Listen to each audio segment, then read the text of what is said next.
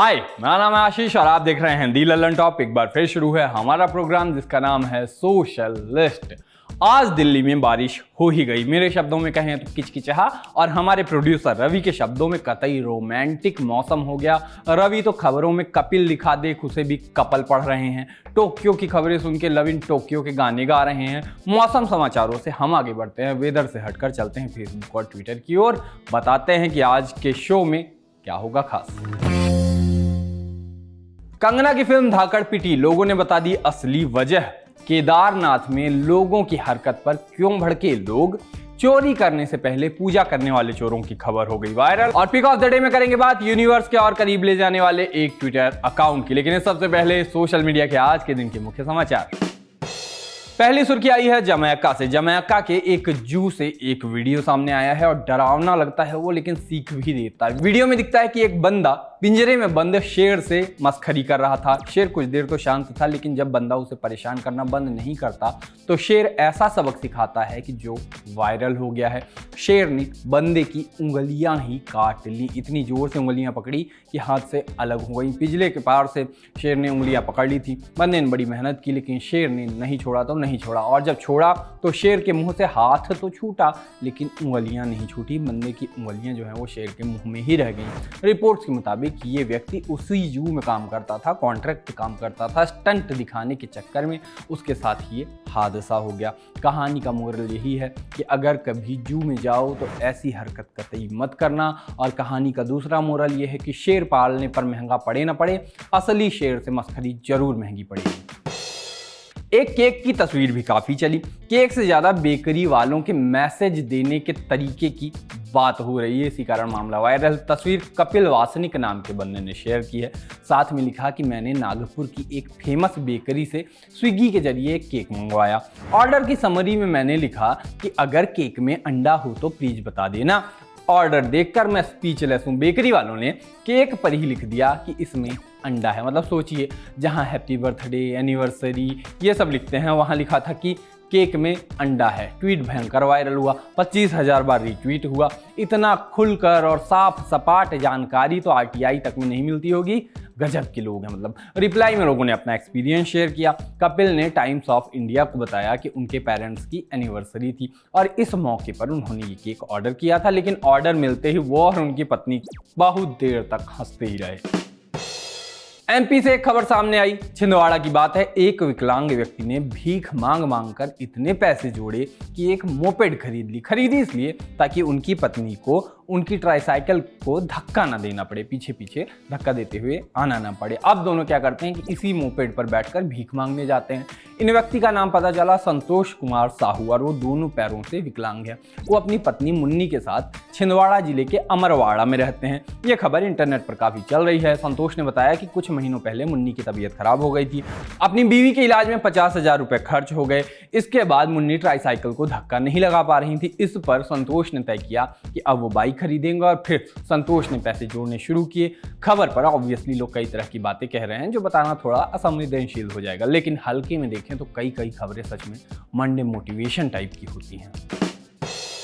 एक खबर और खूब चली। हाल ही में अपने कुत्ते को केदारनाथ ले जाकर सुर्खियों में आए नोएडा के रोहन त्यागी और उनके घर वाले बीते कुछ दिनों से खासा परेशान हैं। लोग सोशल मीडिया पर उनको भला बुरा कह रहे हैं, कुछ एक ने तो उनको धमकी तक दे दी है।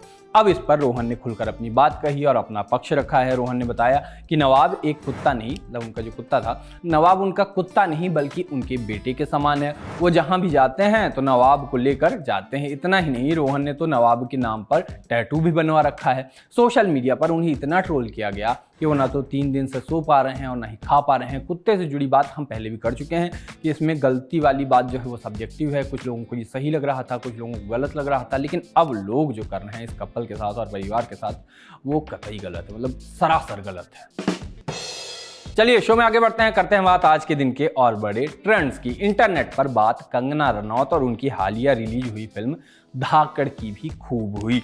बॉक्स ऑफिस पर फिल्म जो है वो बुरी तरह से पिटी है। आलम ऐसा है कि कुछ सिनेमा घरों में तो फिल्म का एक भी टिकट ना बिकने के कारण शो तक कैंसिल करना पड़ा। लोग फिल्म को तो ट्रोल कर ही रहे हैं, कंगना रनौत को भी लपेटे में ले रहे हैं। कह रहे हैं कि रोज एक पक्ष के लोगों को खुश रखने के लिए ऊल जलूल बयान देने वाली और देशभक्त बनने का नाटक करने वाली स्वघोषित हिंदू शेरनी की फिल्म को देखने के लिए भक्त और अंधभक्त दोनों नहीं आ रहे हैं, ऐसा लोग लिख रहे हैं। एक यूजर ने लिखा कि कंगना रनौत की धाकड़ की ओपनिंग 2200 स्क्रीन पर 1,05,000 रुपए है, इससे अच्छा फिल्म यूट्यूब पर रिलीज करती तो ज्यादा कमाई होती। एक दूसरे यूजर ने लिखा कि कंगना रनौत बॉलीवुड में लगातार परफॉर्म करने वाली एक्ट्रेस हैं, धाकड़ उनकी लगातार 8वीं फ्लॉप हुई फिल्म है, हुई ना एक समान परफॉर्मेंस। एक तीसरे यूजर ने लिखा कि धाकड़ से ज्यादा भीड़ तो बुलडोजर इकट्ठा कर लेता है। एक और यूजर ने लिखा कि एक जहर बुझी कलाकार की फिल्म पिट गई है, उसके प्रशंसक भी उसकी फिल्म का जिक्र नहीं कर रहे, लेकिन उसके आलोचक इस फिल्म का इतना जिक्र कर रहे हैं कि वही कहीं हिट न करा दें। अरे भाई, कुछ चीजों को खामोशी से भी खत्म होने दे। और यूजर ने लिखा कि धाकड़ के बॉक्स ऑफिस कलेक्शन से ज्यादा तो उसकी Y+ सुरक्षा पर हर रोज खर्च हो जाता है।